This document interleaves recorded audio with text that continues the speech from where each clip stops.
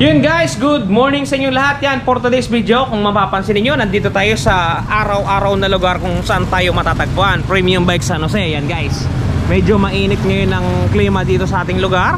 Yan, at mainit din ang ating pag-uusapan ngayon kasi mayroong nag-request sa ating subscriber na talakayin daw natin ang dalawang unit na maliliit. Okay guys, ang tatalakayin natin ngayon ay si Yamaha Muse 40 at si Honda Beat. Yan, parehas maliit guys. Hindi natin ginawang video na to para paglabanan yung dalawang motor na yan.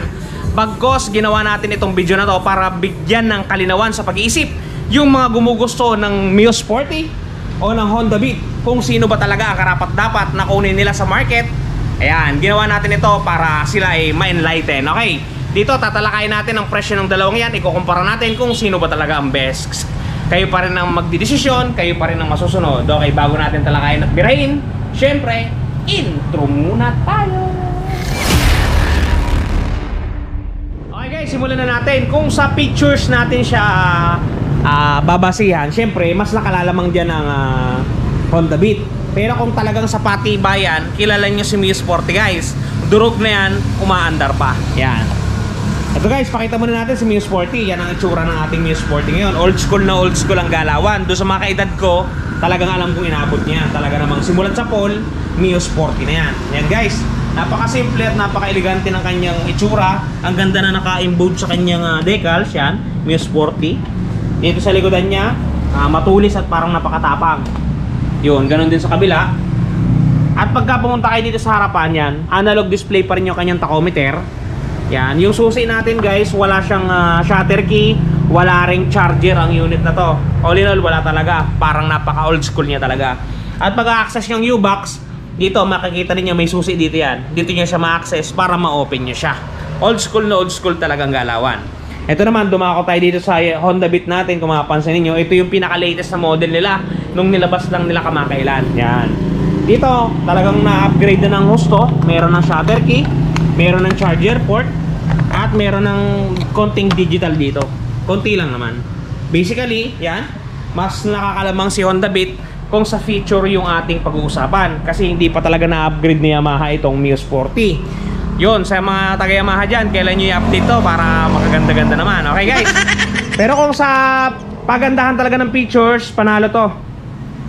Kasi siya very manual lang. Pero kung sa patibayan ng makina, doon siguro magkakasubukan. Mapapalaban siya sa Muse 40. Okay guys, pag-usapan naman natin yung presyo niya para magkaroon kayo ng idea kung magkano ba ang galawan itong dalawang unit na nasa likodan ko. Okay guys, simulan na natin talakayin ang kanyang presyo. Unahin natin ang presyo ng ating Yamaha Muse 40, itong nasa kanan ko. Suggested retail price siya guys ay 73,900 pesos. At dumako naman tayo sa ating kaliwa, ang ating Honda Beat. Ang suggested retail price niya is 72,400 pesos. Yan, meaning to say, meron silang gap na 1,500 pesos. Okay guys, moving forward, ang pag-uusapan na natin agad ay yung 10,000 pesos sa down payment nila. Kasi itong Muse 40 natin guys ay hindi naka-promo. Itong Beat kasi naka-promo, naka-minimum down payment siya ng 5%. Kaya doon na tayo magsisimula sa 10,000 down payment nila. Okay, pagka nag-down kayo ng 10,000 dito sa ating Muse 40, yan dito. Pagka nag-down kayo ng 10,000 pesos, ang magiging monthly po ninyo sa loob ng isang taon ay 6,889. Sa dalawang taon po, 4,058. Sa tatlong taon po, 3,116. Pagka naman po nagbigay kayo o nag-down kayo ng 10,000 dito sa ating Honda Beat, ang magiging monthly po ninyo sa loob ng isang taon ay 7,090 pesos. Sa dalawang taon po, 4,183. Sa tatlong taon naman po ay 3,217. Yan po ang kwentada ng dalawang yan pagka po nag-down kayo ng 10,000 pesos. Moving forward po, pagka po kayo ay magda-down ng 30,000 pesos dito sa ating Yamaha Muse 40, 30,000. Ang magiging monthly po ninyo sa looban ng isang taon ay 5,135. Sa dalawang taon po, 2,875. At sa tatlong taon po, 2,051. Yan po ang kwentada niyan pagka po nag-down tayo ng 30,000 pesos. Dumako po tayo sa ating Honda Beat. Pagka nag-down po kayo ng 30,000 pesos, ang magiging monthly po ninyo sa loob ng isang taon ay 5,238. Sa dalawang taon po, 2,848. At sa tatlong taon po, 2,135. Yan po ang kwentada niyan pag nag-down po kayo ng 30,000. Okay guys, pagka nag-down naman kayo ng 40,000 dito sa ating Muse 40 ulit, 40,000, ang magiging monthly po ninyo sa looban ng isang taon ay 4,038. Sa dalawang taon po, 2,540. Sa Sa tatlong taon po, 2,085. Pagka naman po sabit tayo nag-down ng 40,000, ang magiging monthly po ninyo sa looban ng isang taon ay 4,163. Sa dalawang taon po, 2,581. At sa tatlong taon po, 2,094. Okay guys, moving forward, pagka nag-down kayo ng 50,000 dito sa ating Mio Sporty, ang magiging monthly po ninyo dyan sa looban ng isang taon ay 2,941. Sa dalawang taon po, 1,850. At sa tatlong taon po, 1,518. Pagka naman po nag-down kayo ng 50,000 dito sa ating bit, ang magiging monthly po ninyo sa looban ng isang taon ay 3,087. Sa dalawang taon po, 1,914. At sa tatlong taon po, 1,553. Okay guys, pag-usapan natin yung kanilang mga minimum down payment. Inihuli ko na to para hindi tayo magkagulo-gulo.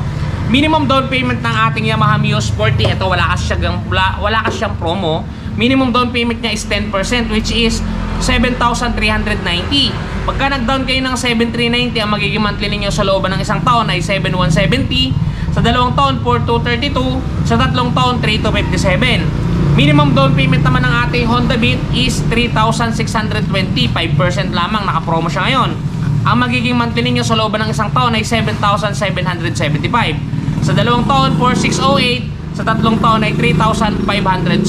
Yan ang kwentada guys ng ating dalawang unit na nandito sa ating harapan ngayon. Nandito si Yamaha Mio Sporty at si Honda Beat. Yan, pares present yan guys. Kayo na lang ang bahalang mamili sa dalawa kung sino ang gugustuhin ninyo.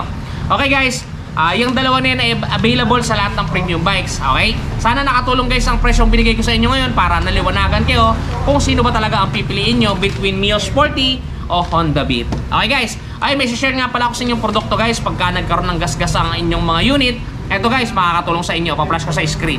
Ito yung sinasabi ko sa inyo. Tingnan nyo yung before at saka after. Diba guys, napaka-effective. Yan pa, ito pa isang image natin. Kung mapapansin nyo, meron siyang gasgas pero nawala.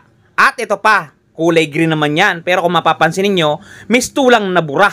O diba? Ito pa, kung mapapansin niyo, dating puro gasgas, ngayon wala. Ito guys, yung product, gantong-ganto yun. Gantong paggamit at ito mismo ang mabibili ninyo sa kanilang Shopee shop. Yan, kung mapapansin nyo, tatanggalin nyo lang yung pinakatakip. Yan. Shake-shake nyo na konti at ididirekta na ninyo doon sa mismong may dents o gasgas. Yan. Parang isusulat nyo lang siya na animoy lapis. Talaga naman, tingnan nyo yung result. Parang nawala yung gasgas. O, di ba guys? Kung mapapansin niyo dito sa mga comment ng mga nakabili, talaga namang goods. Halos lahat ay 5 stars. Yan, kung mapapansin niyo, napakadami yan guys. Talaga namang hindi yan isa. Napakarami. Kaya kung ako sa inyo, kung magkagasgas man ang inyong mga motor, yan, mag-visit lang kayo sa kanyang shop ng Shopee page niya. Ililink description ko sa ilalim guys. Ito yung kanyang shop sa Shopee. Kung mapapansin nyo, lahat ng motor available. Meron diyang Click, Pastio, Beat, Sniper. Yan, kung mapapansin niyo, pati Honda Click guys present. NMAX, yan. Lahat ng motor natin na mabibili sa mga panahon na to ay available sa kanilang shop page. Yan, kung mapapansin niyo. Talagang dito, may iwasan ninyong gumastos ng malaki sa pagpaparetouch doon sa mga nagasgasan. Dito, 188 pesos lang to 200 pesos. Magkakaroon ka na ng pang-retouch sa iyong mga motor na minamahal. Okay guys, bili na kayo. Talagang napaka-goods na to. Talagang experience ko at talagang buhay na buhay. Yun guys, very effective ang produkto na yan. Yan ay mabibili ninyo sa Shopee shop nila. Nakalink yung description ng Shopee shop nila sa description box natin sa ibaba. Napaka-effective niyan guys. Talagang na-try ko. Sulit at napakamura. 188 pesos lamang yan. Okay guys, doon sa mga gusto mag-try niyan, click nyo lang yung link sa description. Dedirekta na kayo sa kanilang Shopee shop. Okay guys, hanggang dito na lang muna ang ating video. Ingat kayo palagi at palagi kayong magpapakasaya. Bukas tayo mag-shoutout guys. Okay, bye-bye! Sa Ron TV. Shoo!